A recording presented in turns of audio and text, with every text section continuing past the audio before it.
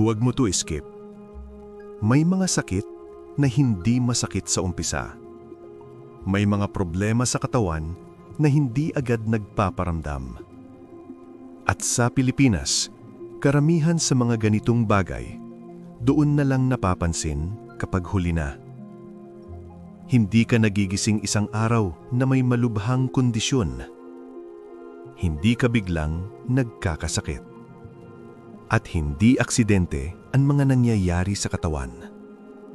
May mga babala, tahimik, paulit-ulit, at matagal mo nang binabaliwala. Sa Pilipinas, sanay tayo sa pagtitiis. Sanay tayong pumasok kahit pagod. Sanay tayong magtrabaho kahit kulang sa tulog. Sanay tayong ngumiti kahit may dinadala. Kapag kaya ka, tuloy lang. Kapag may mas kailangang unahin, sarili ang huli. Hindi dahil wala tayong pakialam sa sarili natin, kundi dahil ganito tayo pinalaki.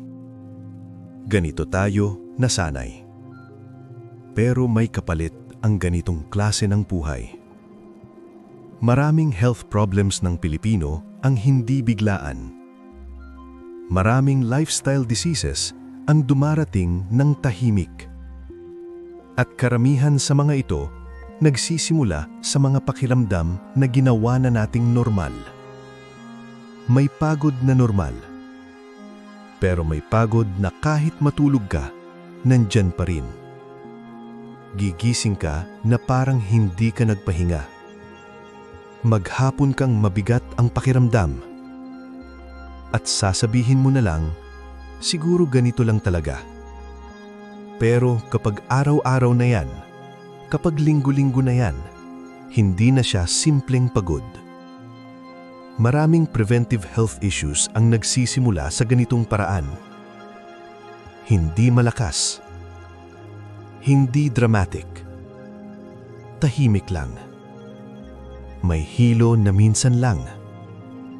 May hilo na halos inaasahan mo na. May sakit ng ulo na paminsan-minsan. May sakit ng ulo na halos parte na ng rutin mo. May bigat sa dibdib na tinatawag mong stress. May kabog sa dibdib na binabaliwala mo kasi may kailangan kang tapusin. Kapag nasanay ka na sa isang pakiramdam, hindi ibig sabihin na ligtas na siya. Maraming high blood pressure at heart health problems ang ganito magsimula. Walang masakit. Walang malinaw na sinyales. Hanggang sa may epekto na.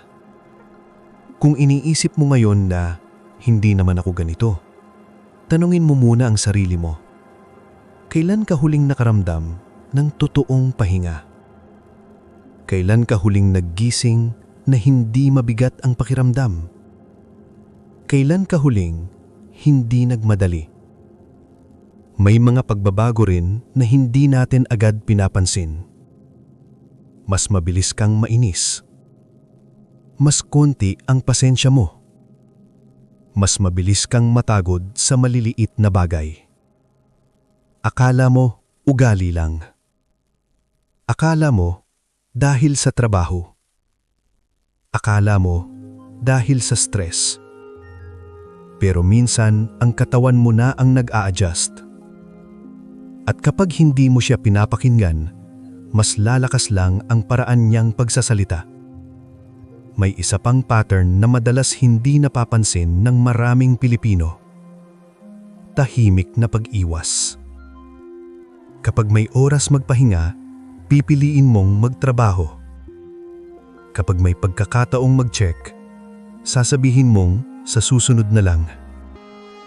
Kapag may nagsabi sa iyo na magpahinga, tatawa ka lang. Hindi dahil ayaw mong alagaan ang sarili mo, kundi dahil sanay kang uniuna ang lahat, maliban sa sarili. At dito nagiging delikado ang mga dahilan na ginagama natin. Okay lang, kaya pa. Ito ang pinakakaraniwang linya. At ito rin ang pinakadelikado. Dahil ang katawan hindi sumusuko bigla. Nag-a-adjust muna siya. Nagko-compensate. Hanggang sa hindi na niya kaya. Hindi pa naman ganon kalala. Pero kailan ba nagiging malala sa atin? Kapag hindi na makapasok sa trabaho? Kapag hindi na makatayo? Kapag hindi na makagawa ng mga simpleng bagay? Maraming diabetes at hypertension sa Pilipinas ang ganito ang kwento. Hindi napansin. Hindi pinansin. Hanggang sa may epekto na. Marami rin namang ganito. Oo, marami. Pero hindi ibig sabihin na tama. Hindi ibig sabihin na ligtas. Hindi ibig sabihin na dapat baliwalain. Ang pagiging common ng isang problema, hindi nangangahulugang wala itong panganib. Kung ang katawan mo ang magsasalita ngayon, makikinig ka ba? O sasabihin mo ulit na mamaya na? Hindi ito video para takutin ka. Hindi rin ito video para sabihan ka kung ano ang dapat mong gawin. Ito ay health education at awareness. Isang paalala na ang katawan mo hindi parang makina. Hindi siya pwedeng tuloy-tuloy lang. Hindi siya pwedeng i-ignore ng walang kapalit. Maraming preventive health problems ang hindi lumalala kung napapansin ng maaga. Pero karamihan, hindi napapansin dahil sanay na tayo. Sanay sa pagod, sanay sa puyat, sanay sa sakit na tiniis. Hindi lahat ng kinakaya ay normal. At hindi lahat ng normal sa paligid ay normal sa katawan. Kung may isang bagay kang tatandaan mula sa video na to, ito yun. Ang katawan mo ay hindi kalaban. Hindi rin siya kaaway.